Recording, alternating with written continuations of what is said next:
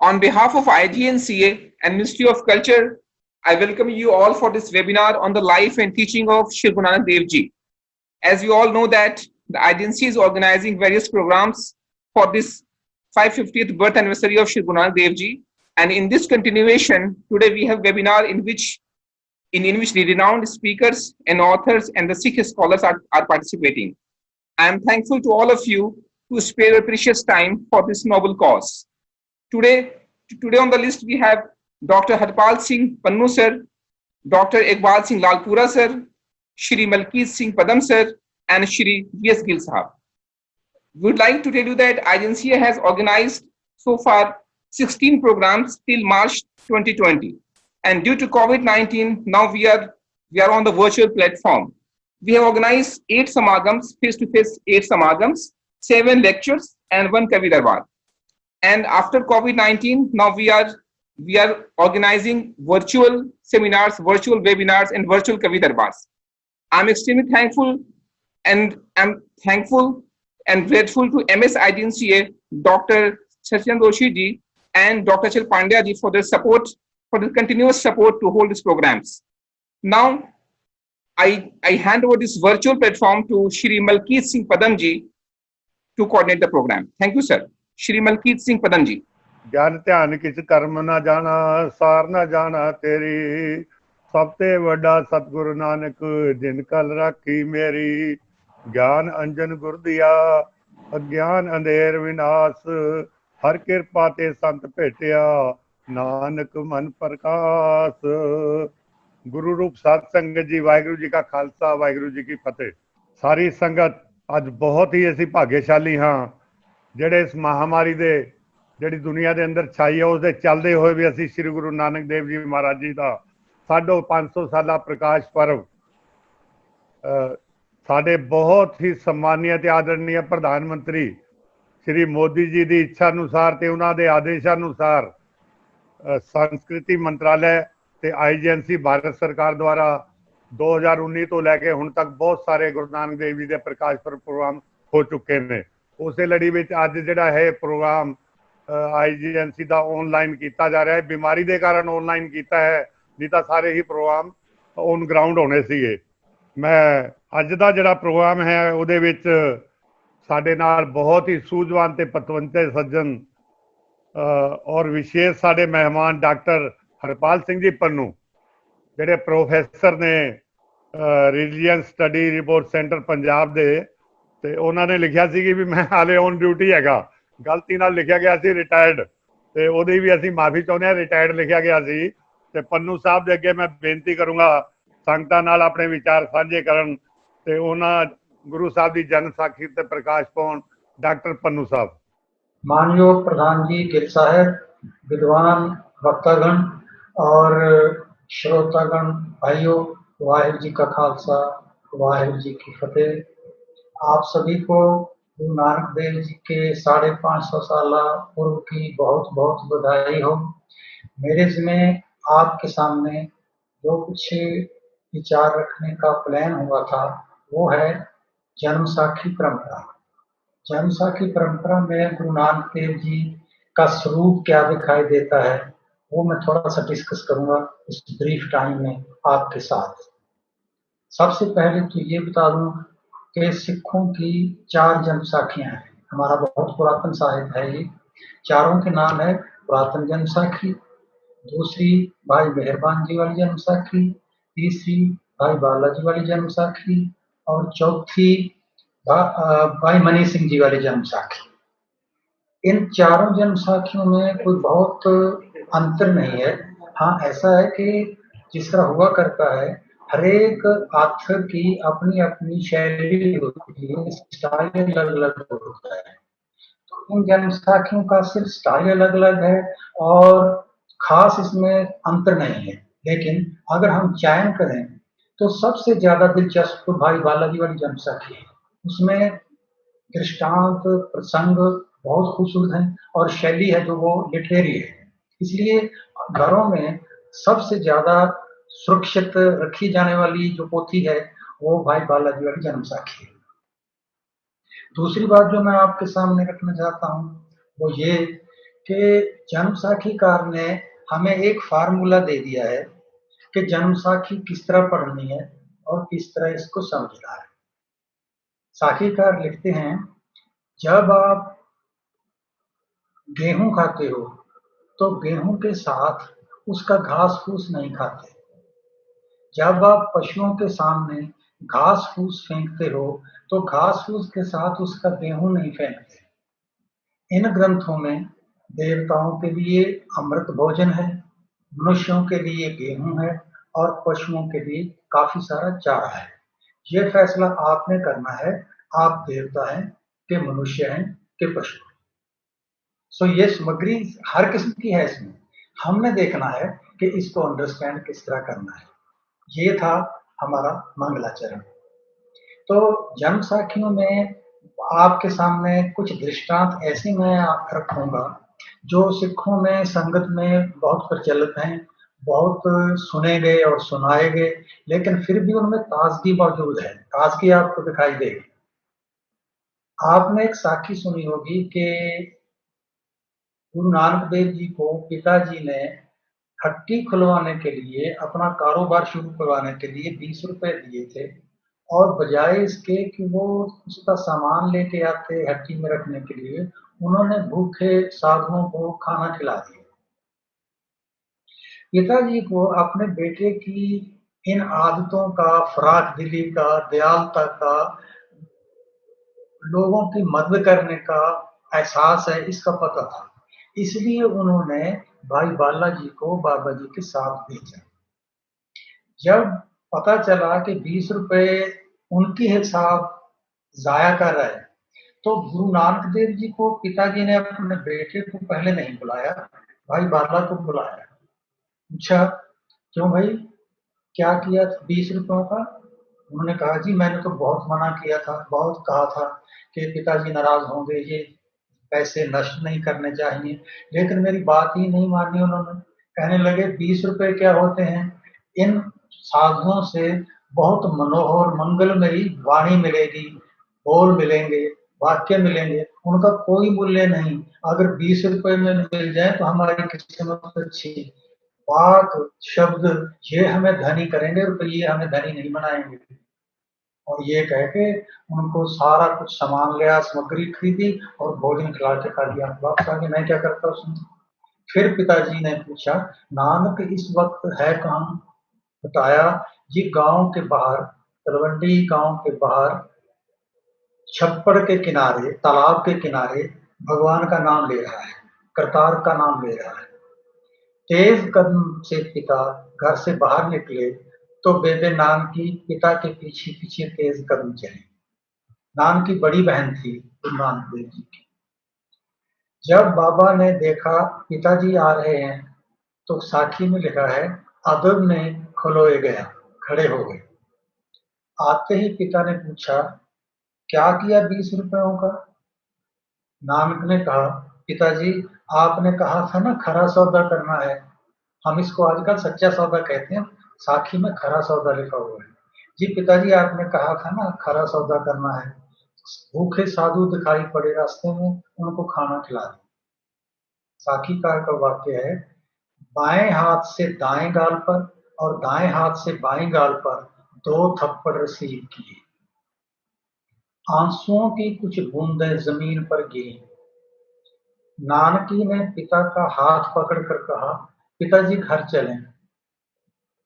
माननीय श्रोतागणों, साखी का पाठ करती हुई मैं यहां रुका। पिताजी घर चलिए। संसार के सारे धर्म ग्रंथों में ये लिखा हुआ है कि ये धरती हमारा घर नहीं है, ये धर्मशाला है, हमारा घर कहीं और है। तो साखीकार ने एक कीमती वाक्य बेबे नानकी जी के मुख में डाला, पिताजी घर चले। घर आ गए। राय बुलार खान साहब बहुत बड़ी शख्सियत हुई है साखी परंपरा में, बहुत बड़े रईस थे, जमींदार थे बड़े। और पिता मेहता कल्याण राय जी थे, जो गुरु नानक देव जी के पिता मेहता कल्याण राय, राय बुलार खान साहब उनके जमाती भी थे, उनके दोस्त भी थे, और अपनी जमीनों के बंदोबस्त के लिए उन्होंने पिताजी को पटवारी अपॉइंट किया हुआ था। राय बुलार खान साहब जानते थे, बचपन में ही जान गए थे कि बाबा नानक कोई अलौकिक हस्ती है, ये साधारण बालक नहीं है। इस घटना का पता राय बुलार साहब को लगा कि पिता ने आज तालाब के किनारे अपने बेटे के साथ क्या किया। नौकर भेजा, कहा मेहता जी को हमें हवेली लेकर आओ। नौकर घर गया। पिताजी को जानकारी थी कि राय साहब नाराज होंगे, उन्होंने कहलवा दिया कि घर नहीं है। नौकर वापस हवेली में गया, मालिक से कहा जी घर नहीं थे मेहता जी। राय बुलार खान साहब ने कहा कितना बड़ा गांव है तलवंडी। दो नौकर भेजे और कहा जहां भी हो गांव में कहीं भी हो ढूंढो और लेके आओ, और नानक जी को भी साथ लेके आना। बेटा और पिता दोनों राय बुलार खान साहब की हवेली पहुंचे। दो तीन वाक्य हैं, आपको सुनाता हूं जो राय जी ने कहे। पहला वाक्य, मेहता जी आपको ये सख्त हदायत की थी कि इस बच्चे के साथ बात करते हुए ऊंचे स्वर में नहीं बोलना। आज तो ज्यादती की है आपने इसके साथ। पिता ने कहा जी पढ़ने के लिए भेजा था, पढ़ा नहीं। फिर सोचा चलो पशु चरवाने लगा जाते हैं। पशु चारने के लिए गया, पशुओं में ध्यान नहीं, पशु छोड़कर सो जाता। सोचा किसी काम का नहीं, चलो हट्टी खुलवा देते हैं। आज 20 रुपयों का उजाड़ा कराया। राय साहब ने नौकर से कहा अंदर जाओ, बेगम साहिबा से 20 रुपए लेकर आओ। नौकर अंदर गया, 20 रुपए लेके आया। राय ने कहा लो मेहता जी आपका नुकसान हम पूरा करते हैं, ये पकड़ो 20 रुपए। पिता ने कहा राय जी आप हमारे हैं और हम आपके, इसलिए पैसे आपके हुए या मेरे इस बात में क्या फर्क। राय जी ने कहा अगर इस बात में कोई फर्क नहीं तो जुल्म काहे के लिए किया था आज फरिश्ते ऊपर। ये वाक है जी जन्म साखी का। अगर पैसे की कोई बात नहीं तो आज जुल्म किस लिए किया था फरिश्ते पर। पिता ने कहा जी आज 20 रुपये उजाड़ के आया है, कल को बड़ा नुकसान करेगा। अपनी औलाद को जिम्मेवारी सिखाने के लिए क्या मुझे कोई हक नहीं।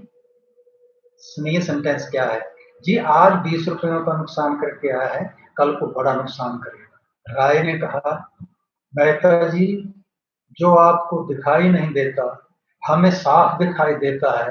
सारे जहान की दौलत का दरिया इस बालक के हाथों से बहता चला आ रहा दिखाई देता है।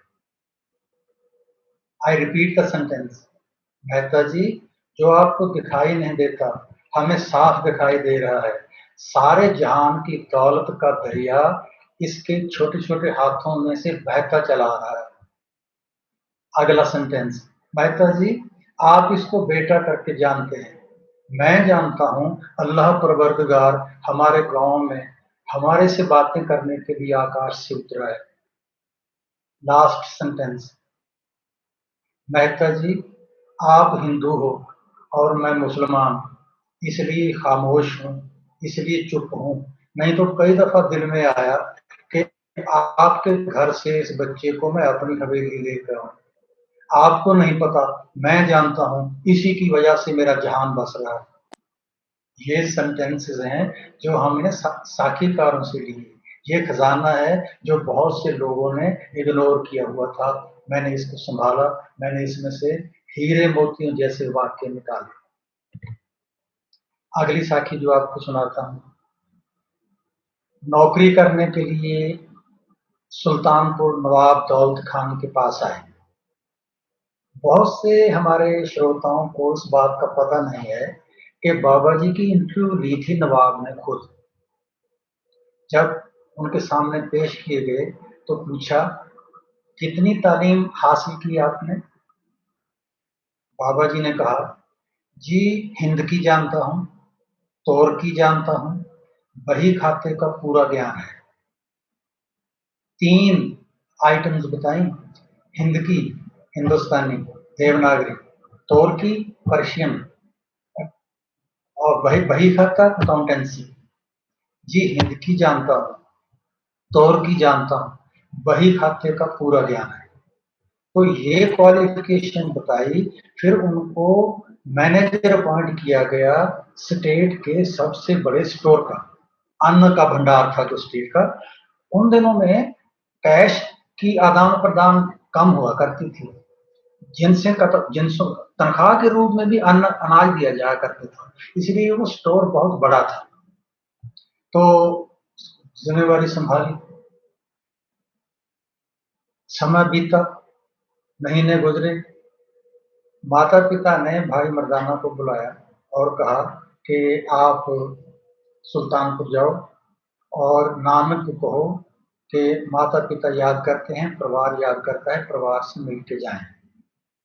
भाई मर्दाना जी चल पड़े, पहुंचे। पता चला मोदी खाना में है। मोदी खाने गए, दुआ सलाम, राजी खुशी बातचीत हुई, पूछी बताई। फिर कहा जी परिवार आपको याद करता है, रवंडी चलें। बाबा ने कहा भला याद करवाया भाई, बहुत अच्छा याद करवाया। हमारा परिवार बहुत बड़ा है और बहुत याद करता है। ये सारा संसार हमारा परिवार है। बहुत दफा मन हुआ इस परिवार को मिलने के लिए चलूं, अकेले मन नहीं करता था। आप आ गए, हम दोनों चलेंगे। भाई मर्दाना जी का क्योंकि मन नहीं था, इसलिए चुप रहे। फिर घर में गए, खाना खाया। बेबे नानकी जी ने बहुत प्रेम के साथ मुलाकात की, हाल चाल पूछा। फिर कहा कि बाबा को तलवंडी लेके जाना है। बहन नानकी जी ने कहा हाँ, उनसे बात कर लो। 2-3 दिन बीते। फिर कहा जी परिवार याद करता है। बाबा ने कहा हाँ हाँ चलेंगे, बहुत बड़ा परिवार है, देखना है परिवार, मिलना है परिवार से। लेकिन कहा कि भाई मर्दाना जी कोई साज ना खरीदा जाए। भाई मर्दाना ने कहा जी जो हुक्म।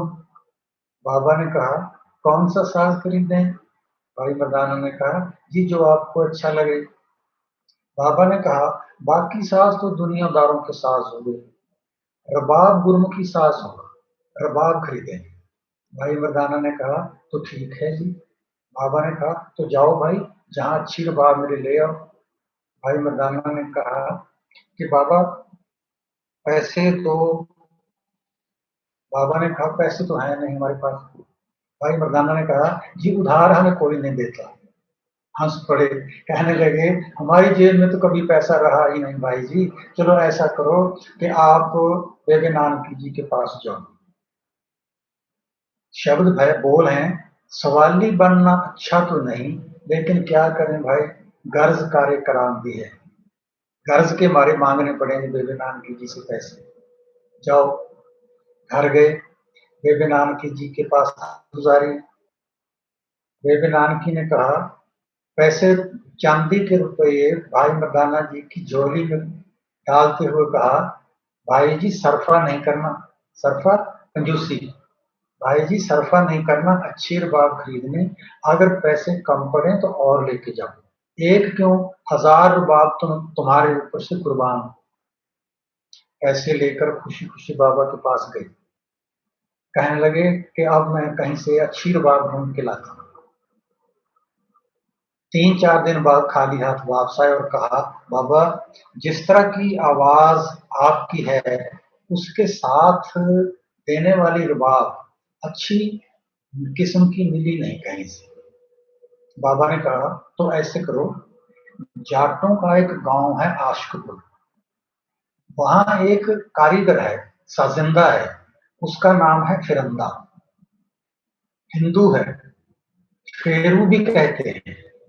तो आशिकपुर गांव में जाओ और वहां फेरू, फिरंदा, उसका घर ढूंढो, वहां से रबाब मिलेगी।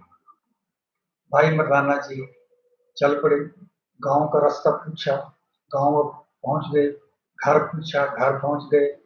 दुआ सलाम हुई। फिर बेनती की जी एक अच्छी रबाब चाहिए। भाई फिरंदा ने कहा अच्छी रबाब बनने में तो महीने लगेंगे, इंतजार करना पड़ेगा। दीवार पर एक रबाब लटक गई थी। उसकी तरफ इशारा करके बोले, वो है तो एक। फिरंदे ने कहा, वो आपके काम की नहीं। भाई मर्दाना ने पूछा, उसमें क्या नुक्स है भाई जी? फिरंदा ने कहा, नुक्स नहीं कोई, बहुत मेहनत से तैयार की है ये रबाब। एक फकीर है बहुत बड़ा, बाबा नानक है उसका नाम। सुना है ये नाम कभी? भाई मर्दाना जी ने कुछ नहीं बताया अभी तक। फिर कहा कि अच्छा, तो भाई फिरंदा ने कहा, उनके दीदार नसीब होंगे तो उनके चरणों में रखूंगा। भाई मर्दाना ने कहा, जी आपकी इजाजत हो तो एक दफा जाके देख लो इस रबाब को। भाई फिरंदे ने कहा, बजाब नहीं तो दरकिनार, इसको हाथ भी नहीं लगाने दूंगा। उनके चरणों को छुआऊंगा पहले, आशीष मिलेगी, उसके बाद वो बजाएं या किसी को दें, ये उनका काम। फिर भाई मर्दाना जी ने सब कुछ बात बताई कि आपके गांव का नाम, आपका नाम बाबा जी ने ही बताया था मुझे। भाई फिरंदे ने कहा, वो जिसका नाम लेकर जहान तर जाएगा, जिसका नाम लेकर सारा जहान सुख पाएगा, उनकी जुबान पर मेरा नाम आया, मेरे जैसा भाग्यशील कौन होगा संसार में फिर? और कहा, फिर यहाँ बैठे किस लिए हैं हम? आंख के पलकारे में हमें उनके दीदार करने के लिए सामने ले चले।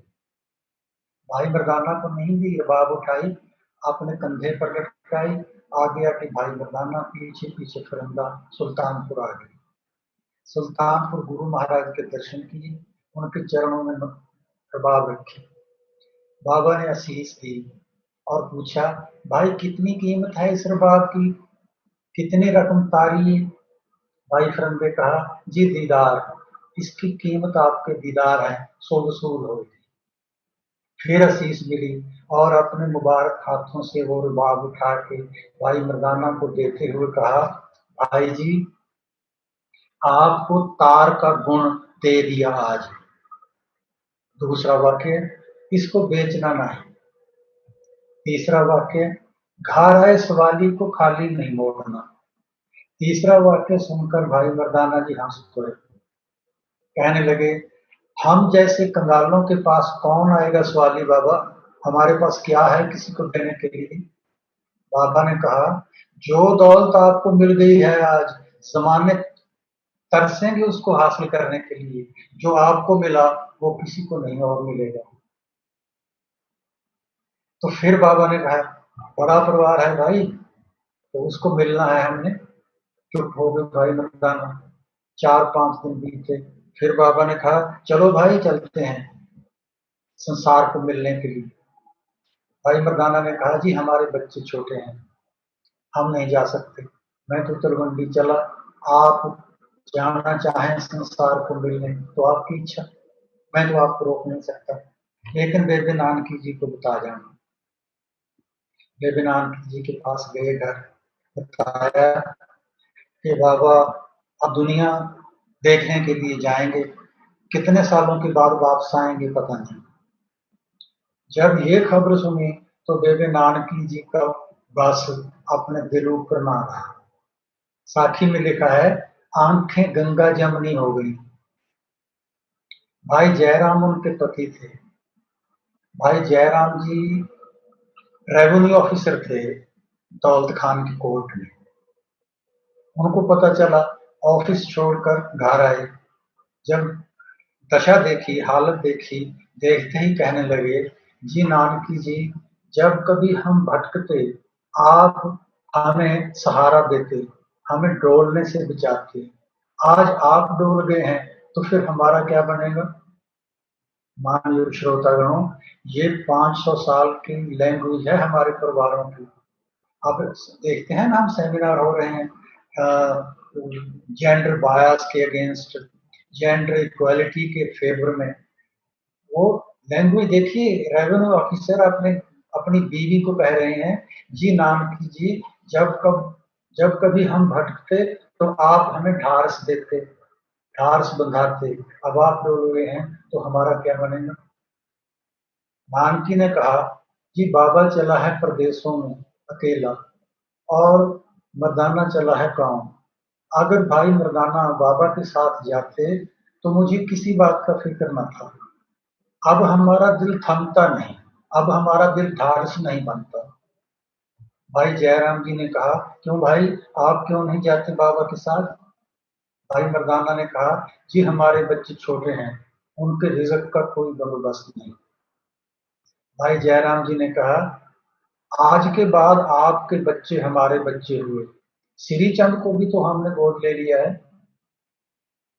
माननीय प्रधान जी और श्रोताओं, आपको बता दूं कि बेबी नानक जी के औलाद नहीं थी।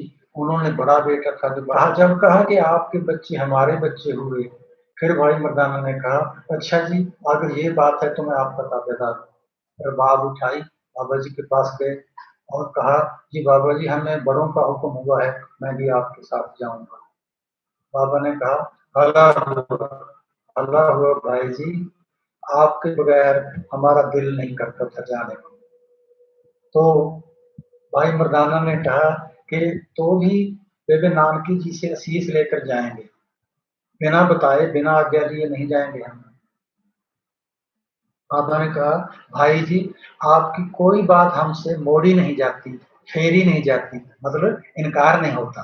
आपकी किसी बात का इनकार करने को मन नहीं होता, क्योंकि आपके पास हमने एक बड़ी जिम्मेवारी सौंपी है, आपसे बहुत बड़ा काम लेना है। भाई मर्दाना जी और बाबा जी दोनों बेबे नानकी जी की इजाजत लेने के लिए गए। बेबे नानकी जी से जब कहा अब आज्ञा दो, बेबे नानकी जी अंदर गए, कुछ रुपये भाई मर्दाना की जेब में डाल दी। बस 1-2 मिनट ही लूंगा गिल साहब, ज्यादा नहीं, घंटों तक बातें चलती रहती हैं ये तो। बेबे नानकी जी ने रुपए दिए तो बाबा ने कहा, नहीं बेबे नानकी जी, आशीष चाहिए, आज्ञा चाहिए, पैसे नहीं चाहिए। बेबी नानकी जी ने कहा, जी मैंने अपनी मर्जी से दिए हैं, सफर के खर्च के लिए, आपके खाने पीने के लिए। बाबा ने कहा, अगर मेहरबान हो तो फिर जाने की आज्ञा दो, पैसे नहीं चाहिए, आपकी आज्ञा चाहिए, आपकी आशीष चाहिए। बेबे तू बड़ी है और परमेश्वर की प्यारी भी, परमेश्वर के प्यारों की बात करतार सुनता भी है और मानता भी है। आप हमें आशीष दें और आज्ञा दें। तो वहां से आशीष मिली, आज्ञा मिली। जब मैंने ये साखी पढ़ी तो मुझे गौतम सिद्धार्थ याद आए। संन्यास तो गौतम सिद्धार्थ ने भी लिया था, लेकिन अपनी पत्नी को और अपने बेटे राहुल को सोते हुए छोड़कर बिना आज्ञा लिए हुए वो आधी रात को घर से बाहर निकले। बातें तो बहुत सी हैं करने वाली, लेकिन एक बात आपको बता के बस मैं समाप्ति करूंगा, आपसे क्षमा मांगूंगा, क्योंकि मुझे ये घटना बहुत प्यारी लगती है। रास्ते में देश प्रदेश में घूम रहे थे, किसी ने खुश होकर भाई मर्दाना जी को बाबा जी से आंख बचाकर एक अशर्फी दे दी, सोने की मोहर जेब में डाल दी, बाबा जी को नहीं बताया। तो चल पड़े। चलते चलते सांझ हो गई, शाम पड़ी, अंधेरा होने लगा, जंगल नजदीक था। जब लेटने लगे तो भाई मर्दाना जी ने कहा, जी बाबा जी डर लगता है। बाबा जी ने कहा, भाई जी जिस चीज सदका डर लगता हो वो फेंक दो। मानवीय श्रोतागणों, ये नहीं पूछा क्यों डर लगता है, ये नहीं पूछा किस बात से डर लगता है, बस ये कहा जिस वस्तु की वजह कारण डर लगता हो वो फेंक दो भाई जी। तो ये इतनी लैंग्वेज सादी लेकिन इतनी हिट करने वाली, आप चाहे साखियों में पढ़ लो, चाहे वाणी में पढ़ लो, जहां भी आपको मिलेगी गहराई मिलेगी। और उस गहराई से हमारा कद किस तरह बढ़ता है पाठ करते हुए, साखी परंपरा सुनते हुए। ये जिन्होंने पाठ किया है वही जानते हैं। मैं खुशकिस्मत हूँ कि मैंने चारों जन्म साखियों का एक दफा नहीं कई दफा पाठ किया। उनमें से बहुत सुंदर वाक्य निकाल के दो लेख लिखे, राय दुलार खान साहब और दूसरा भाई मर्दाना जी। ये मेरी किताब गौतम से तास्की तक में है और मेरी वेबसाइट भी है, उसमें पड़े हुए हैं। वेबसाइट है harpalsinghpannu.com। आज मेरी इतनी बेनती, इतने वाक्य मंजूर करो, फिर आपके दर्शन होंगे, फिर आपसे कभी बातें होंगे। तब तक के लिए आज्ञा दें। वाहिगुरु जी का खालसा, वाहिगुरु जी की वाहिगुरु फतेह। जी की फतेह। ਗੁਰੂ ਨਾਨਕ ਪਾਤਸ਼ਾਹ ਨੂੰ ਸਾਰੀ ਦੁਨੀਆ ਦਾ ਗੁਰੂ ਜਿਹੜਾ ਬਿਆਨ ਕੀਤਾ ਗਿਆ, ਸੋ ਜਿਹੜਾ ਜਗਤ ਗੁਰੂ ਹੁੰਦਾ ਉਹ ਸਭ ਦਾ ਸਾਂਝਾ ਹੁੰਦਾ, ਕਿਸੇ ਧਰਮ ਦਾ ਗੁਰੂ ਉਹਨਾਂ ਨੂੰ ਨਹੀਂ ਆਖਿਆ ਗਿਆ। ਭਾਈ ਗੁਰਦਾਸ ਜੀ ਨੇ ਇਸੇ ਤਰ੍ਹਾਂ ਹੀ ਵਿਆਖਿਆ ਕੀਤੀ ਹੈ। ਸੋ ਗੁਰੂ ਨਾਨਕ ਪਾਤਸ਼ਾਹ ਦੀਆਂ ਜਦੋਂ ਅਸੀਂ ਗੱਲ ਕਰਦੇ ਹਾਂ, ਸੋ ਇਹ ਕਿਉਂ ਮੈਂ ਗੱਲ ਆਖੀ ਹੈ ਕਿ ਗੁਰੂ ਗੋਬਿੰਦ ਸਿੰਘ ਸਾਹਿਬ ਨੇ ਵੀ ਇਹ ਗੱਲ ਆਖੀ ਸੀ, ਲਿਖੀ ਸੀ, ਜਿਹੜੀ ਸਾਨੂੰ ਸਭ ਨੂੰ ਸਮਝਣ ਵਾਲੀ ਹੈ। ਪਿੰਨ ਪਿੰਨ ਸਭ ਹੂ ਕਰ ਜਾਣਾ, ਏਕ ਰੂਪ ਕਿਨਹੂ ਪਹਿਚਾਨਾ, ਜਿਨ ਜਾਨਾ ਤਿਨ ਹੀ ਸਿੱਧ ਪਾਈ, ਬਿਨ ਸਮਝੇ ਸਿੱਧ ਹਾਥ ਨਾ ਆਈ।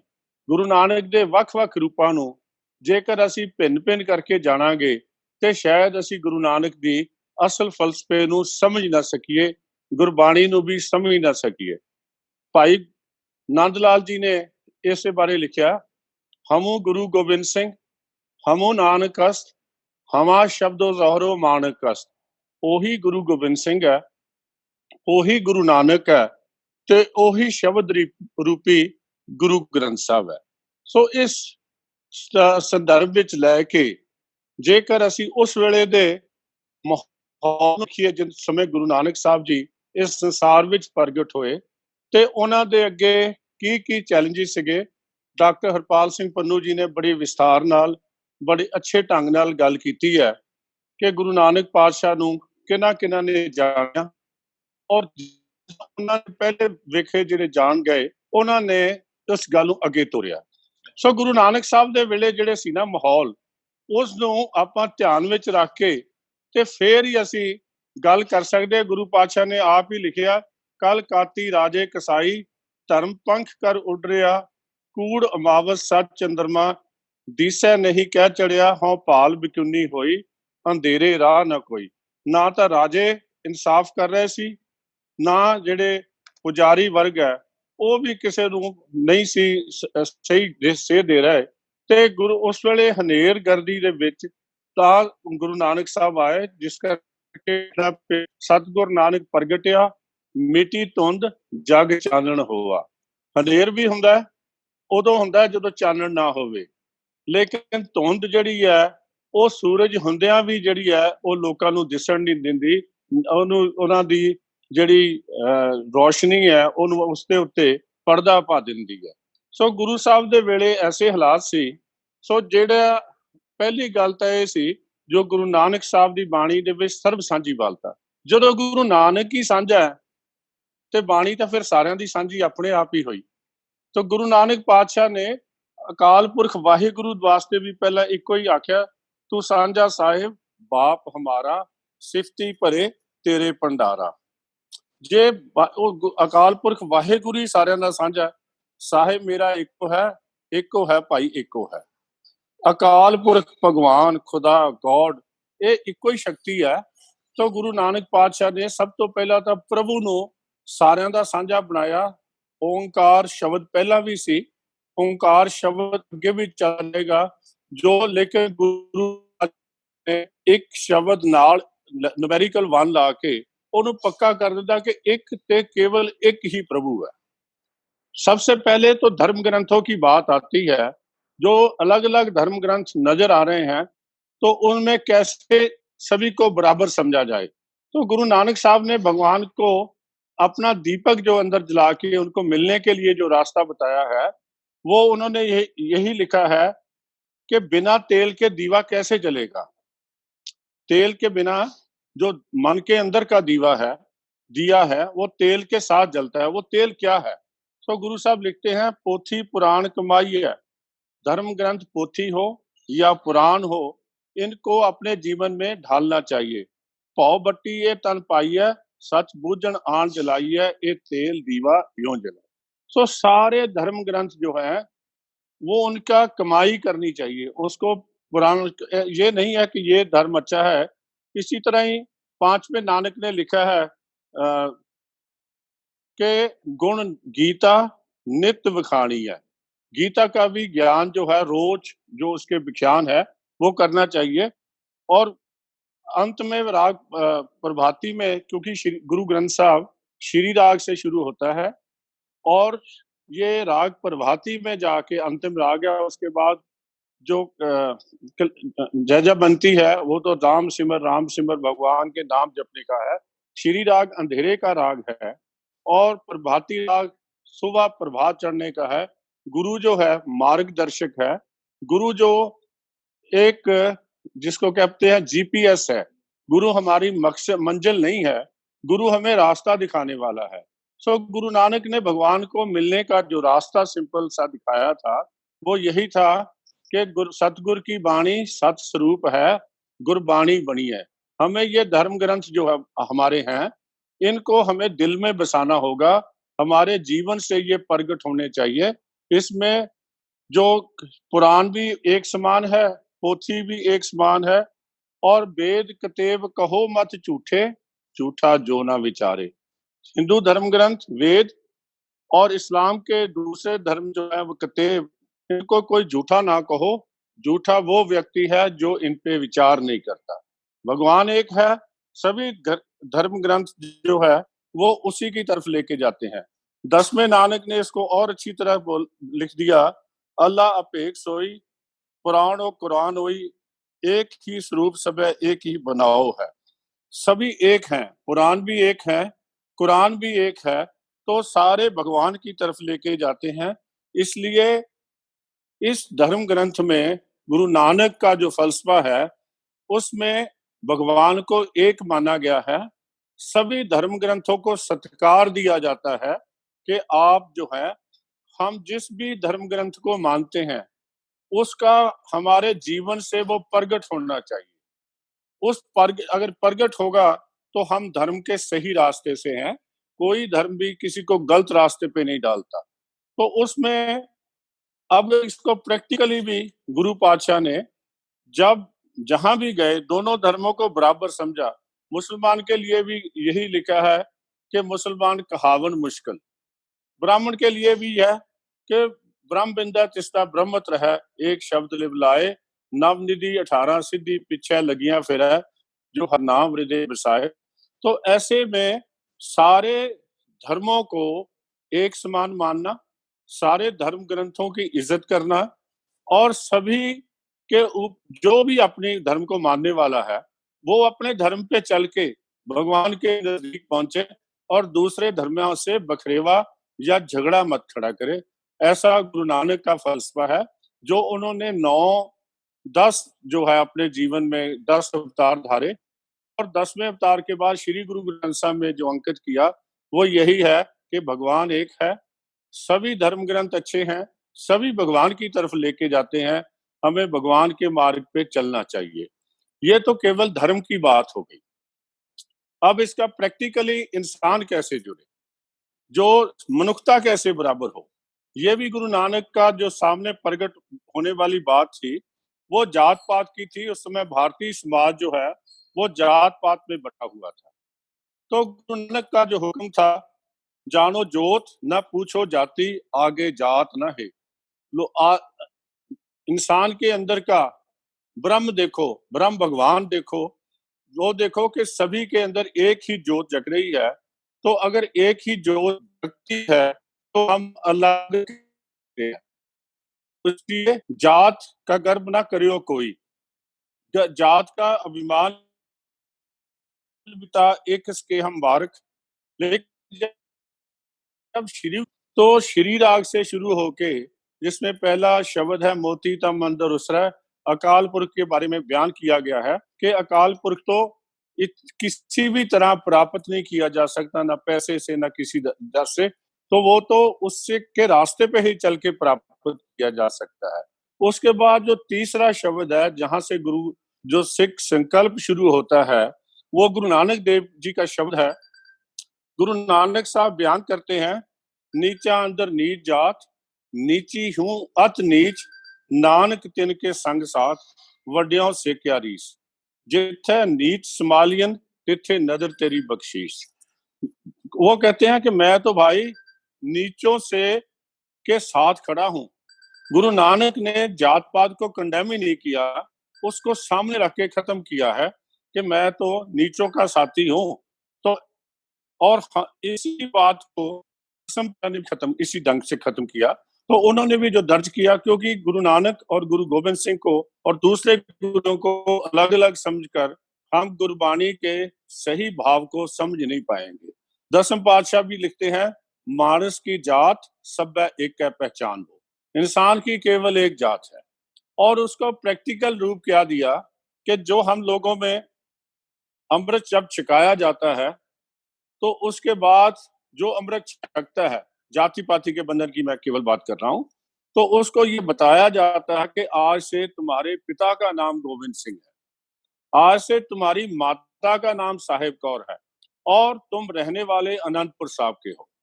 तो एक पिता के बच्चों की अलग अलग जाति नहीं हो सकती। इसलिए जो सिख समाज है ये जात पात रहित समाज की सिर्जना है, जिसको प्रैक्टिकल शेप गुरु साहिबान ने जगह जगह दी थी। उस समय सबसे बड़ी समस्या थी कि पानी की भी हमारी एक दूसरे से साझ नहीं थी, एक दूसरे के बर्तन भी अलग अलग होते थे, कुएं भी अलग अलग होते थे।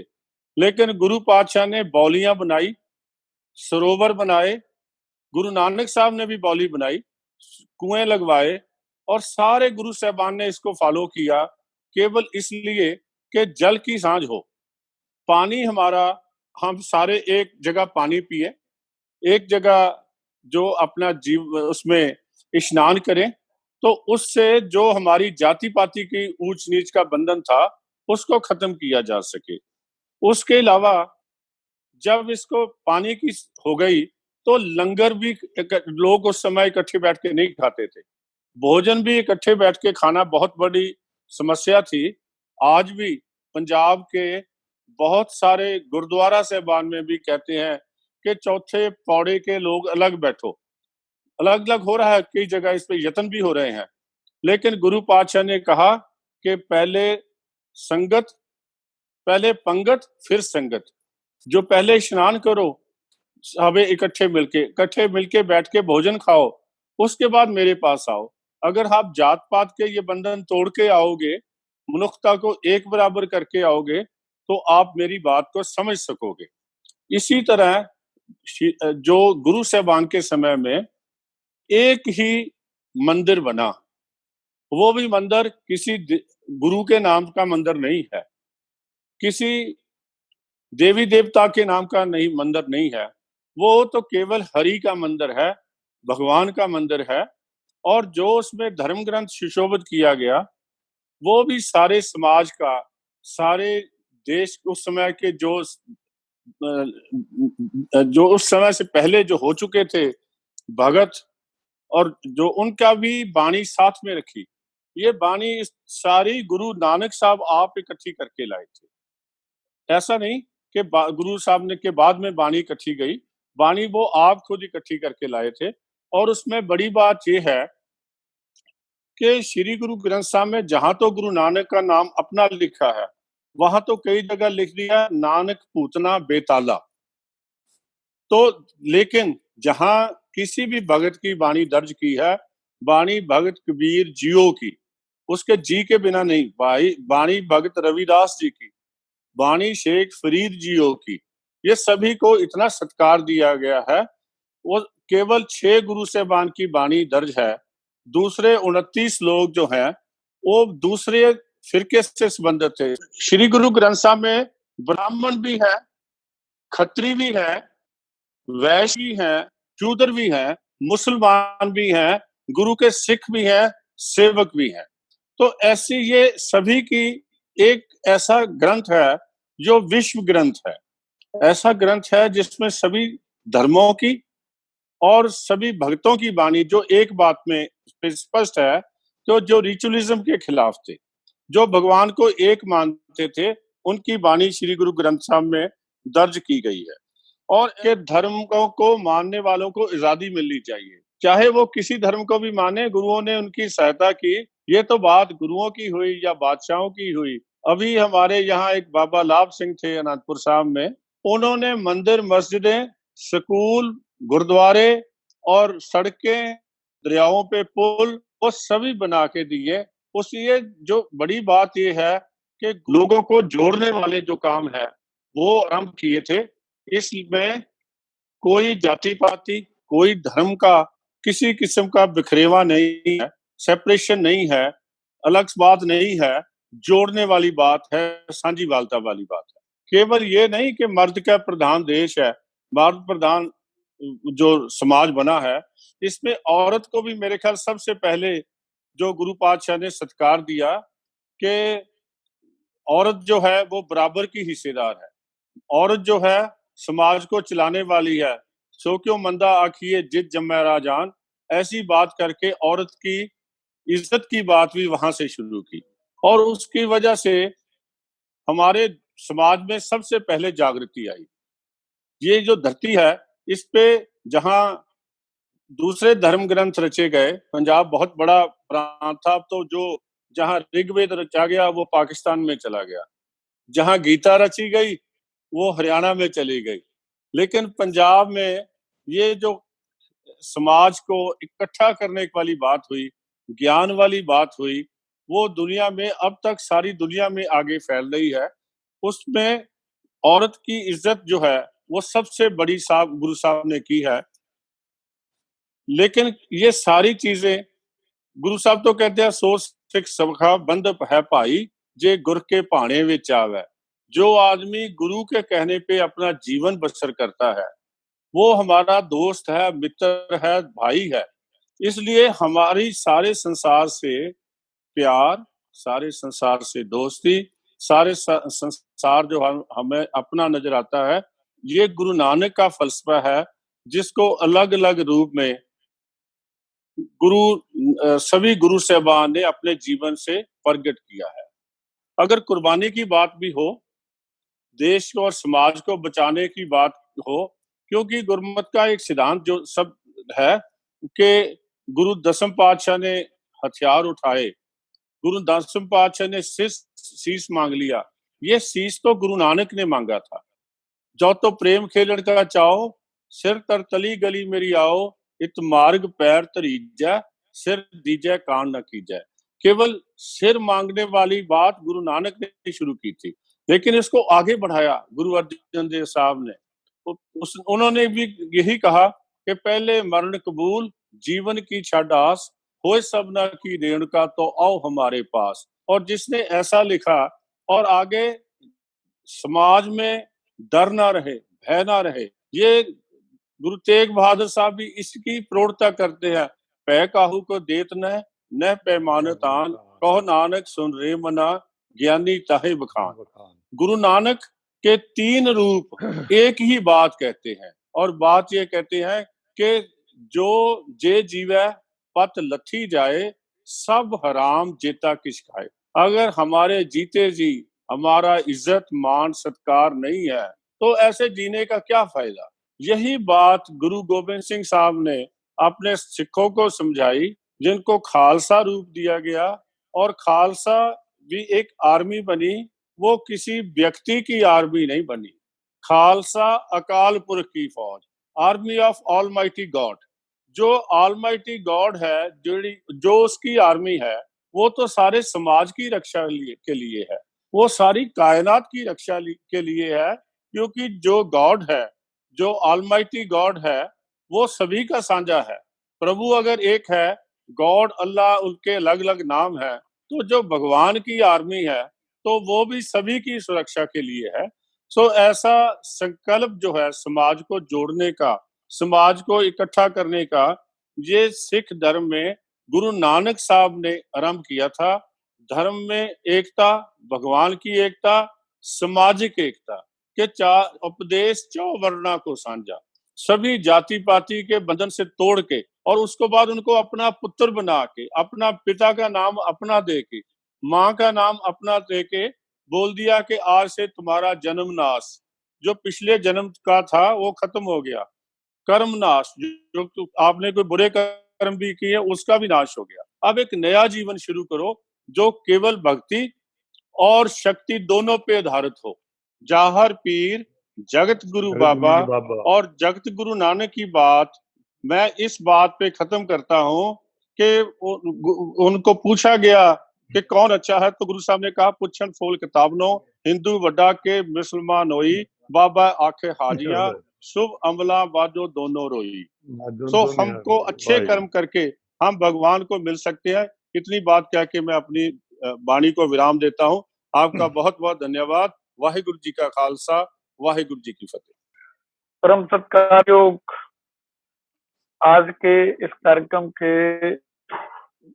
एक विषय के वक्ता जन्म साखियों से संबंधित अपने मेरे मित्र सरदार हरपाल सिंह जी पन्नू जी। दूसरा विषय जो सांझीवालता था उसके वक्ता मेरे मित्र सरदार इकबाल सिंह जी लालपुरा जी। आज का जो संचालन कर रहे हैं मेरे साथी सरदार मुकेश सिंह जी पदम। आईजीएनसी के जो भी अधिकारी पदाधिकारी आज जो मौजूद हैं, कुछ चलने भी के एक दो आवश्यक बैठक है जिसके कारण, और जो सबसे अपना पूरा समय रहने वाले मैं नोट करता रहता हूँ कभी कौन कौन से पार्टिसिपेंट हैं। अमरजीत सिंह जी हैं और भी अनेक लोग हैं जो पूरा समय रहते हैं। ऐसे सभी शुद्धि श्रोतागण, वाहिगुरु जी का खालसा, वाहिगुरु जी की वाहिगुरु जी की फतेह। फतेह। मैं पंजाबी से हम हिंदी में इसलिए आया हूँ कि श्रोताओं में हिंदी के भी कई श्रोतागण हैं और मैंने इस पहले मैसेज भी दिया था कि भी हम, और इसलिए पन्नू साहब ने वो हिंदी में बात शुरू की थी। बहुत बहुत धन्यवाद। तो मैं आज का जो संवाद शुरू हुआ पन्नू साहब के बारे में, मैं ऐसे लोगों में से हैं जिनसे मैं दिल से प्यार करता और वो भी करते हैं, शायद ऐसा मेरा विश्वास है। वरना लगभग 25-30 साल से हमें अंतराल भले हो जाए पर हमारा जब भी संवाद होता है ऐसा ही होता है कि दो सगे भाई मिलते हैं। हमारे राष्ट्रीय शिक्षक संगत के अनेक कार्यक्रमों में हमारे अभ्यास वर्ग पहले होते थे, 4-4 दिन के अभ्यास वर्ग होते रहे हैं। उसमें पूरा विषय, अनेकों विषयों पर हरपाल सिंह जी पन्नू ने हमारे कार्यकर्ताओं का बहुत मार्गदर्शन दिया। फारस में किस्सा गो की पद्धति थी और मैं सोचता हूँ कि किस्सा गो की बात करें, वर्तमान समय में हमारे जितने भी साहित्यकार हैं, विद्वान हैं, अग्रिम पंक्ति में सरदार हरपाल सिंह पन्नू जी का नाम आए कि बात वही होती है, लेकिन उस बात को कहना और उस बात के जरिए सिद्धांत भी समझा देना और सिद्धांत के साथ उसके तत्व है वो भी समझा देना, ये इनकी विशेषता है। जैसे उदाहरण उनकी ही बात से शुरू करें तो उन्होंने कितना सरल तरीके से कह दिया कि अनाज भी है, भूसा भी है, घास फूस है, जो जैसा पात्र है वैसा ही लेता है। ये बहुत उच्च बात है कि भी हम ग्राह्यता हमारी किस स्तर की है वो उन्होंने तरीके से बात ये कही। और दूसरी बात जो खरा सौदा की जन्म साखी का उन्होंने जिक्र करते हुए गुरु नानक देव जी के प्रति उच्च भक्ति भाव है राय बुलार जी के हृदय में, और राय बुलार जी के माध्यम से श्री गुरु नानक देव जी की जीवन की उच्चता उन्होंने सारी जो प्रकट की, ये बहुत ही हृदय की गहराई तक छूती है कि अगर हिंदू मुसलमान का फर्क ना बनाया होता लोगों ने तो मैं इस बालक को अपने घर पे ले जाता। सारे जहां की दौलत का दरिया इस बालक के नन्हे हाथों में से होकर गुजरता है और इस फरिश्ते पे जुल्म क्यों कर रहे हो। इससे उच्चता का भाव भक्ति और क्या हो सकता है। पहले एक कथा आती है कि जब ये फिरंदा लेके आया और रबाब मर्दाना जी को दी तो गुरु नानक देव जी नदी के किनारे बैठे थे, तो उन्होंने कहा कि मर्दाने रबाब छेड़ बाणी आई है। ऐसा कथाकार वर्णन करते हैं कि जैसे ही रबाब मर्दाना गुरु नानक देव जी गायन करने लगे, मर्दाना जी रबाब बजाने लगे, तो ऐसा वातावरण बना कि जो तेज हवा चल रही थी वो धीमी धीमी हो गई, शीतल सुमत सुगंध समेत ऐसी हवा चलने लगी। पक्षी जो शोर कर रहे थे शांत हो गए। ऐसे में मर्दाना को कोई अहंकार हो गया, मैं बहुत अच्छा रबाब वादक। और कीर्तन करते करते अचानक गुरु नानक देव जी की आंख बंद हो गई, ध्यान लग गया, तो रबाब बज रही है, गुरु नानक देव जी शांत हैं। तो दोबारा हवा तेज हो गई, पक्षी चहचहाने लगे। जब गुरु नानक देव जी की आंख खुली तो उन्होंने कहा, प्रधान है, हमारे कीर्तन में वाद्य यंत्र भी है, यानी संगीत भी है, और विचार भी है, शब्द भी है, और ये गुरुमत संगीत इसी का नाम है। इसलिए ये जो बहुत बड़ी देन जिसका फिरिंदे का जिक्र इन्होंने पन्नू साहब ने कहा, उसी बात को थोड़ा सा आगे बढ़ाते हुए उसकी और बात करता हूँ। बहुत बहुत धन्यवाद आपका, ये विषय आपने रखा। बाकी बेबी नानकी के बारे में जो बहुत बड़ी बात उन्होंने बताई, ये बातें मैं बहुत, हमारी इच्छा होती है कि पन्नू साहब को और सुनते, क्योंकि मैंने इनको घंटों सुना है। हमारे जो सत्र होते थे 1.5 घंटे के होते थे, तो 1.5 घंटे में भी लगता था कि पन्नू साहब थोड़ा और विषय को विस्तार से दीजिए। तो पन्नू साहब आज हमारे आईजीएनसीए के निवेदन पर यहाँ पर आए, हम उनका हृदय से आभार। अब दूसरे वक्ता सरदार इकबाल सिंह जी लालपुरा, बहुत ही मेरा संपर्क संवाद इनसे बहुत था, पर इनकी समझ में और व्याख्या में इतनी गहराई है, वो मुझे समझने का पहले अवसर नहीं, क्योंकि हम मिलते थे तो दूसरे रूपों में मिलना कभी होता था, पर इनके अंदर इतनी बड़ी विद्वता है, और विद्वता ही नहीं है, एक दिशा है चिंतन की, और उस चिंतन के प्रति अपने हृदय के अंदर विश्वास है गुरुवाणी के आधार पर, और उसके आधार पर उन्होंने जो शब्दों का चयन करके, उदाहरणों का चयन करके हमारे सामने सारा विषय हुआ। सचमुच मैं सोचता हूँ कि क्योंकि आईजीएनसीए की ये रिकॉर्डिंग होगी और इनकी वेबसाइट वगैरह पे भी डाली जाएगी, हमेशा के लिए ये समझ आने वाली पीढ़ियों के लिए एक निधि का रूप में काम करेगी, ऐसा मेरा विश्वास है। उन्होंने जो बात कही, सबसे बड़ी बात जो आज के समय में बहुत ही प्रासंगिक है। कल की परसों की डिबेट में एक बात आई थी कि धर्म की प्लूरलिटी होना तो एक सहज बात है।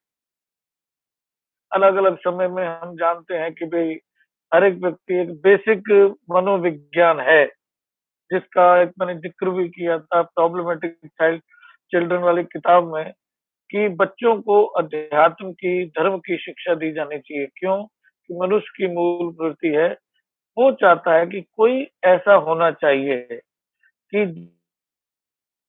रास्ता ना दिखे तो मैं उस पे छू। जब मुझे किसी गलत होने का दोष बढ़ने की बात हो तो उसकी रजा पे छोड़ दूं, और जब मैं कभी डामाडोल हो जाऊं तो मुझे कोई शक्ति दे, अंदर से खड़ा होने की शक्ति दे। ऐसी मनुष्य की मूल प्रवृत्ति है। If there is no God please went it. ये सिद्धांत जो धर्म का है, उसके कारण प्लूरिटी होना सवाल है। अलग अलग देश बहुत लंबे समय में अलग अलग समय में कुछ समाज रहते हैं, वो अपने को इष्ट विकसित कर देते हैं, उसमें और समझ के अनुसार इष्ट का रूप भी परिवर्तन होता है, उसका स्वरूप भी परिवर्तित होता है, और ज्ञान और दृष्टिकोण भी परिवर्तित होता है। लेकिन ये जो प्लूरलिज्म है, ये झगड़े का कारण बनता है। मेरा ही धर्म बड़ा है, सुपीरियरिटी कॉम्प्लेक्स है कि मैं जो कह रहा हूँ वही सच्चा है। ये जो भाव आता है, गुरु नानक देव जी ने इसलिए सबको बराबर कहा, और जैसा उन्होंने उदाहरण दिया, वो थी पुराण कमाई, कि आप अपने धर्म के ग्रंथ को अपने जीवन में उतारिए। कमाने का मतलब उनका यही आशय था कि जीवन में उतारिए, तब आपको ज्ञान हो जाएगा। यूं तेल दीवा यूं भले, कि तब दीवा से मतलब प्रकाश करने वाला, प्रकाश यानी विजन विकसित होना। ये अपने लालपुरा जी ने हमारे सामने ये बात रखी कि अगर हम अपने अंदर एक विजन दृष्टिकोण विकसित करना चाहते हैं, तो जो आपका धर्म ग्रंथ है, जिसको भी हम मानते हैं, केवल उसको तोते की तरह रट ना लीजिए। उसके अंदर का जो सार है, गहन सार है, उस पर विचार करेंगे तो निश्चित ही आपके अंदर की ज्ञान हो जाएगा, ऐसा उन्होंने, हम सोचते हैं। और बड़ा सीक्वेंस मुझे आज विशेष करके उन्होंने ध्यान में लाया कि श्री राग अंधेरे का राग है, प्रभाती सुबह का राग है, प्रभात का जब सूर्य उदय होना होता है उससे पहले का, ये जो विजन है ये भी बहुत महत्वपूर्ण है कि श्री गुरु ग्रंथ साहब अंधेरे से प्रारंभ होकर और अंधेरे में धन दौलत, वो शब्द श्री राग में ही आता है, मोती तमंदर रूप से दूसरे रत्नीता हो जड़ा, और मत देख भूला विसरे तेरे चितना आवे। ये अंधेरा क्या है, दुनियादारी की चीजें जितने भी हैं, दुनिया के आकर्षण है, दौलत है, ये सारे अंधेरे में। ये जो विजन अपने लालपुरा जी ने सारा हमारे सामने आज रखा कि भी उससे आम जो श्रोता हैं उनके मन में निश्चित ही, उनके मस्तिष्क में निश्चित ही कि श्री गुरु ग्रंथ साहब जी के बारे में एक समझ और एक सिक्वेंस भी उनके दिमाग में समझ आएगी, ऐसा मेरा विश्वास है। और उन्होंने ये भी कहा कि वो कोई भी वेद करते कहो मत झूठे, झूठा जो ना जो बेचारे। तो ये उन्हें उसकी पुष्टि की कि भी चिंतन करो तो कमाओ, ऐसा लालपुरा जी ने जो सांझी वार्ता का जो उनको विषय दिया हुआ था, मैं सोचता हूँ उसके साथ उन्होंने बहुत न्याय किया है। पर उन्होंने अपनी बात को यहाँ तक सीमित ना करके निश्चित एक वो गुरसिख हैं, तो उनके मन में निश्चित ही रहा होगा कि हम सिख संकल्प क्या है, ये भी श्रोताओं के सामने आना चाहिए कि सिख संकल्प से ही सारे जीवन का समझ आएगी। तो इसलिए उन्होंने जो उदाहरण दिए कि जिसके बारे में बल्कि सिंह जी पदम ने भी कहा कि नीचा अंदर नीचा, सिख संकल्प नीचों को, छोटों को जिनको आज तक अवहेलना की जा रही है उनको ऊपर उठाना। मैं पिछले एक विषय में भी कहा था, मैं दोबारा उसको at the cost of repetition दोहरा देना चाहता हूँ कि गुरु नानक देव जी के सामने जो सारे समाज का नक्शा था, उनको लगा होगा कि यहाँ असमानता बहुत है। असमानता अमीर और गरीब की भी है, असमानता जातिगत भी है कि कुछ जातियां ऊंची हैं, कुछ जातियां नीची हैं। असमानता लिंग की भी है, स्त्री और पुरुष के नाम पर जो ही है। असमानता धर्म की भी थी, क्योंकि जब हम जानते हैं कि लोधी वंश का राज्य दिल्ली में हो गया था और बहलोल लोधी जब गद्दी पर बैठे थे, उस समय लखनऊ के एक पंडित ने कहा कि भाई मुस्लिम धर्म बहुत अच्छा है पर हिंदू धर्म भी बुरा नहीं है। इस पर ही उनको फांसी चढ़ा दी। तो इसलिए धार्मिक असमानता भी थी, और इस धार्मिक असमानता को सबसे पहले गुरु नानक देव जी ने बहुत दबंग तरीके से, बहुत आत्मविश्वास के साथ कहा, ना कोई हिंदू ना मुसलमान। बहुत बड़ी चीज थी उसमें। और जैसे लालपुरा जी ने कहा कि भी उन्होंने शब्द के जो गुरबाणी के शब्द उन्होंने उदाहरण दिया कि जिसके बारे में कहा कि ये सिर दर तली दो जो तो प्रेम केलन करता हो, सिर दर तली गली में रहो। इतनी जो आह्वान किया आम समाज का, तो उससे पहले उन्होंने ऐलान किया किसी प्रकार को भय से मुक्त समाज को करने के लिए उन्होंने कहा परमात्मा एक है, ना कोई हिंदू है ना कोई, एक का एका लगा दिया। और ये जो एका लगाने की जो फिलॉसफी है, वस्तुतः देखा जाए यही विश्व बंधुत्व का संदेश देती है। अगर दुनिया में कहते हैं कि भाई मूल 3 सिद्धांत हैं, आज के समय में फ्रांस की क्रांति में भी इसको माना, यूएन चार्टर में भी इसको बताया माना कि इक्वलिटी, लिबर्टी एंड फ्रेटर्निटी 3 चीजें हैं कि हमारी समानता, दूसरों को समान रूप से विकसित होने के लिए स्वतंत्रता और बंधुत्व।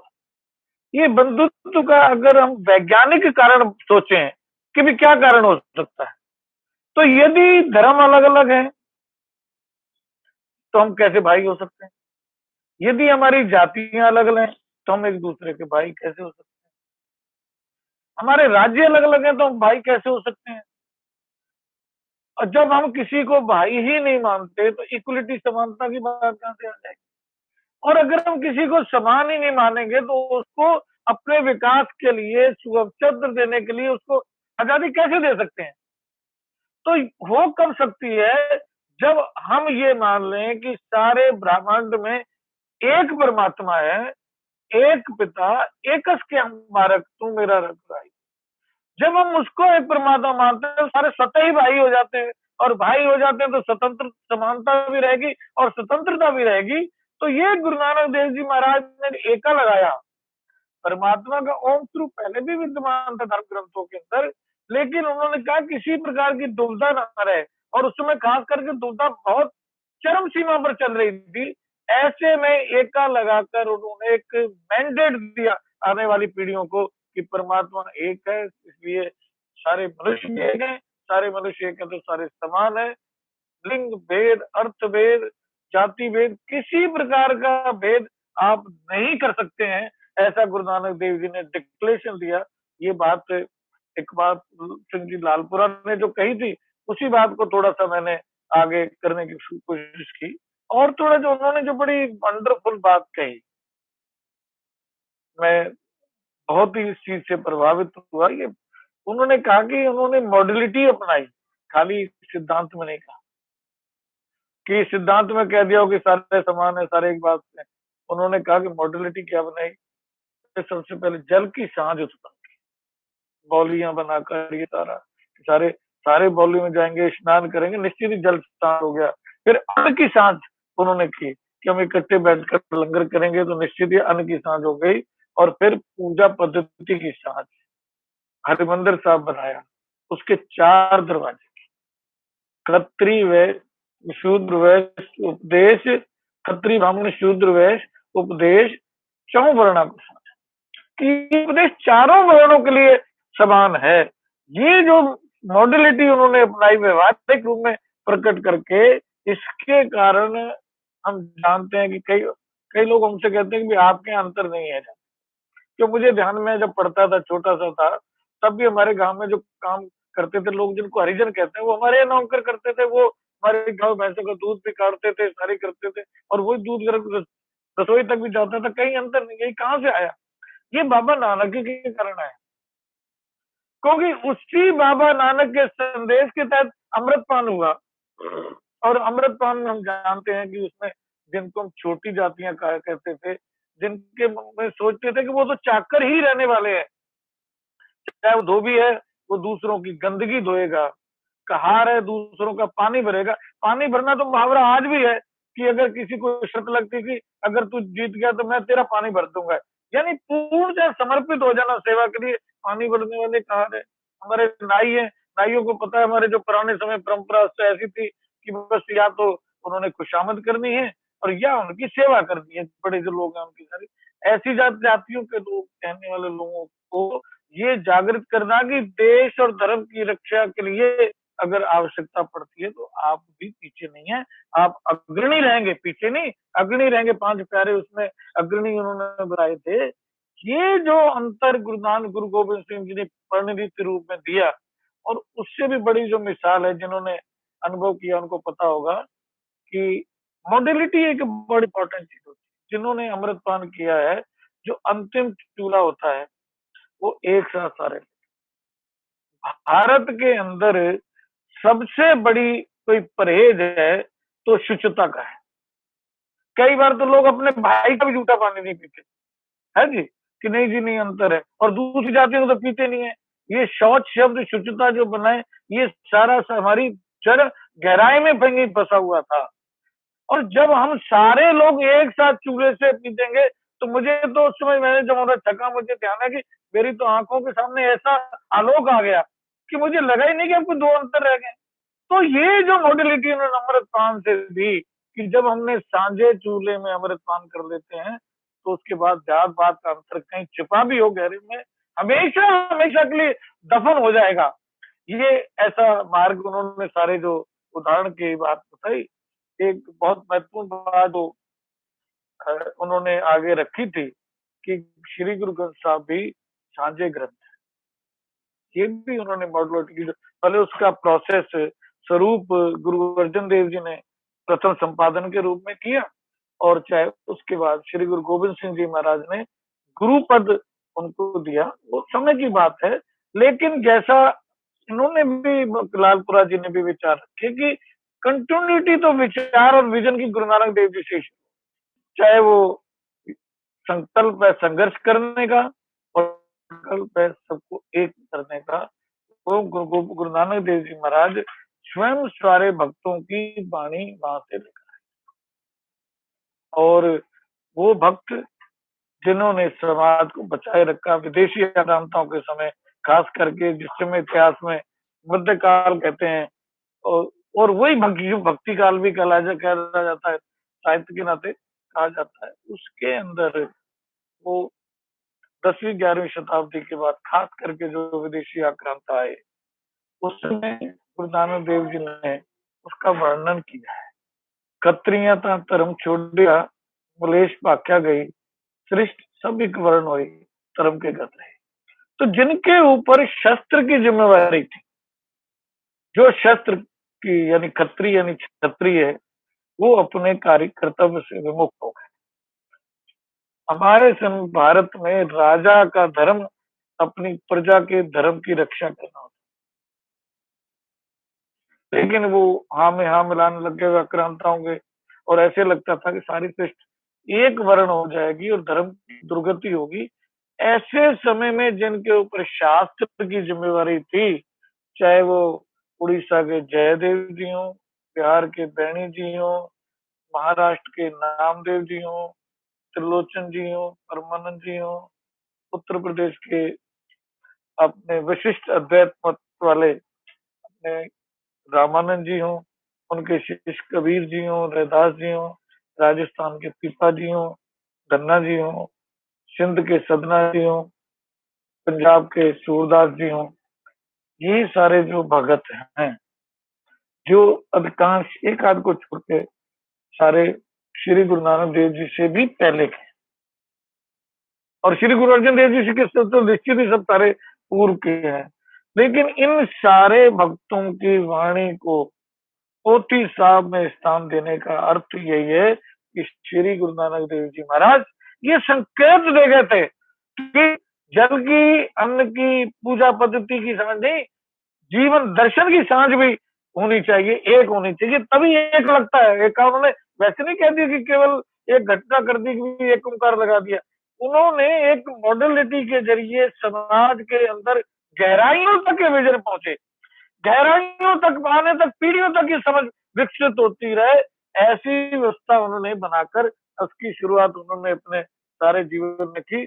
और इसी का कारण यही है कि श्री गुरु नानक देव जी के जो भक्त हैं, मैंने देखा था संत विरसा सिंह जी, बाबा विरसा सिंह जी, उन्होंने एक स्थान बनाया, वहां पे उन्होंने मस्जिद भी बनाई, गिरजाघर भी बनाया, इस सारी चीजों को कहा कि वो कहते भी ये थे भी मैं तो बाबा नानक के संदेश को मानता हूँ। तो बाबा नानक देव जी ने सारे लोगों को मान दिया। और भाई बाबा लाभ सिंह का जिक्र तो खुद इकबाल सिंह जी ने किया है कि वो सारी चीजें बनाते, क्यों बनाते हैं? इसलिए बनाते हैं कि उनको विजन। मैं एक जगह बात कर रहा था, मैंने कहा कि श्री गुरु नानक ग्रंथ साहब को आप पंथक ग्रंथ नहीं कह। पंथ ग्रंथ वो होता है जो किसी पंथ विशेष की पूजा पद्धति और उसके विचार दर्शन की बात करता हो और उसी की चर्चा करता हो और उसी की चर्चा की इजाजत देता हो। लेकिन आप देखिए कि कभी कभी सुबह आपको गुरुद्वारे में श्री गुरु ग्रंथ साहब जी का जब पाठ हो रहा होगा, उसमें शेख फरीद जी का शब्द आ रहा होगा, उठ फरीदा कुत्तिया सुबह नमाज गुजार। गुरुद्वारे से ये आवाज आ रही है कि भाई उठ और नमाज गुजार। ये श्री गुरु ग्रंथ साहब जी में अगर ये शब्द है, तो आप श्री गुरु ग्रंथ साहब जी को और सिख धर्म परंपरा को आप तांत्रिक कैसे मान सकते हैं? ये विश्व धर्म है जो गुरु नानक देव जी का दिया हुआ है। यहाँ पर सरगुण भी है, यहाँ पर निर्गुण भी है, सभी कुछ ऐसी भाव है, क्योंकि मुख्य भाव उसकी नीयत, उसकी सोच का है जो गुरु ग्रंथ साहब में दिया हुआ।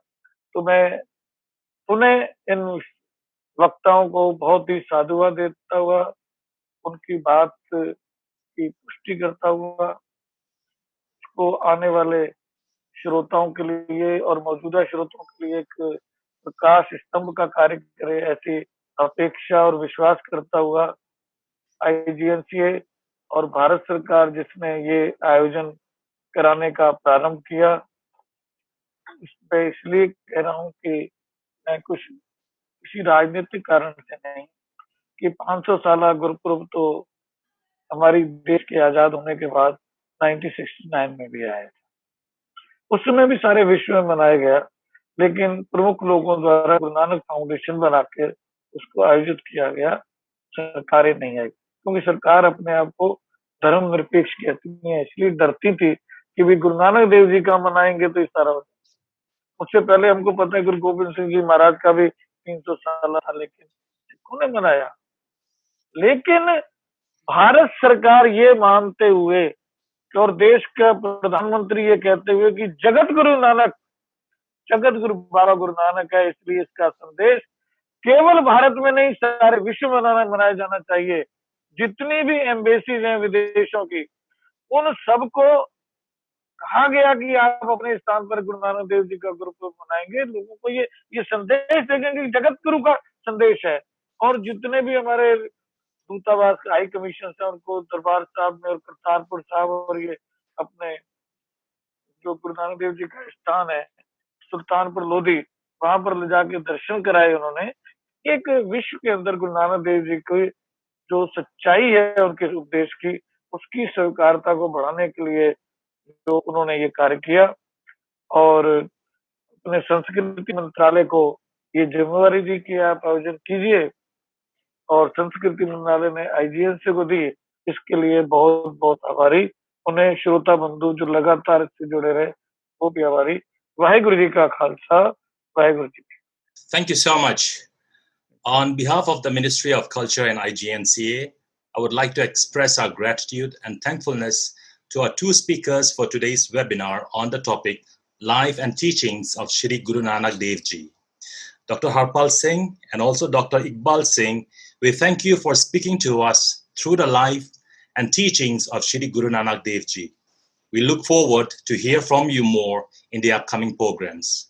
I would also like to acknowledge and extend our sincere thanks to Shri Malkit Singh for moderating today's session. Thank you, sir. We are indebted to Shri G.S. Gill for his ever-presence and intense participation in organizing various programs in commemoration to 550th birth anniversary of Shri Guru Nanak Dev Ji. We express our appreciation and look forward to coordinate with you and your team in making this event a meaningful one.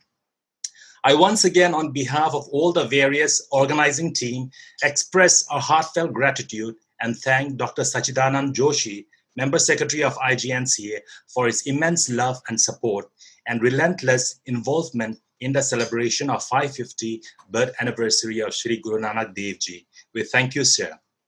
I would also like to thank our IGNCA team with Dr. Achal Pandya as the Chief Coordinator, Shri B.B. Sharma, and the many members from Account Division of IGNCA, and also Shri Manjit for their partaking in the celebration in various capacity. A very special thanks to Dr. Abhijit, Dr. Haq, Dr. Arvind, Ms. Jasvi, Shri Anil Verma, Shri Santosh, Shri Rajdeep, and many others who have been constantly engaged from the day one till date in organizing various samagams, lectures, Kavi Darbars, and exhibition across India, and also this ongoing online programs.